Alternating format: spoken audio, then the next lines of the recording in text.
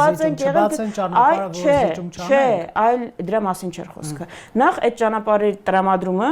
փոխկապակցված պիտի լիներ ի սկզբանե Լաչինի ճանապարհի հետ։ Եթե այդ փոխկապակցվածությունը դուրս է եկել, Հայաստանի ներկա ղեկավարները որոշել են, որ ամեն դեպքում այդ ճանապարհը ուզում են տալ, այդտեղ զիջում գնալ, ու զիջում գնալ այդ 42 կիլոմետրի իրենք ասում են, որ մենք չկառուցենք, ԱՄՆ-ն կառուցի։ Ես չգիտեմ նաև որներ խնդիրը, որ այդ 42 կիլոմետրը մենք կառուցենք ու ամբողջական վերահսկողություն ունենանք, բայց լավ։ Եթե որոշել են այդտեղ զիջման գնալ, ասում եմ, դա պիտի ինչ որ բանի դիմաց լինի։ Այդ զիջումը ո՞րն է։ Զիջումը է նա, որ տեղ այլ ռեժիմը,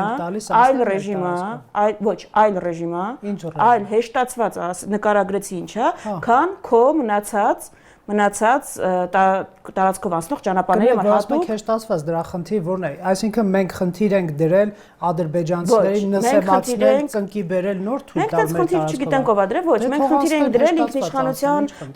Խնդիրը այն է, որ Ադրբեջանի համար կան արտոնյալ պայմաններ։ Ինչի կա Ադրբեջանի համար, այդ է խնդիրը։ Հիմա հաջորդ խնդիրը որն է, այս փաստը, որը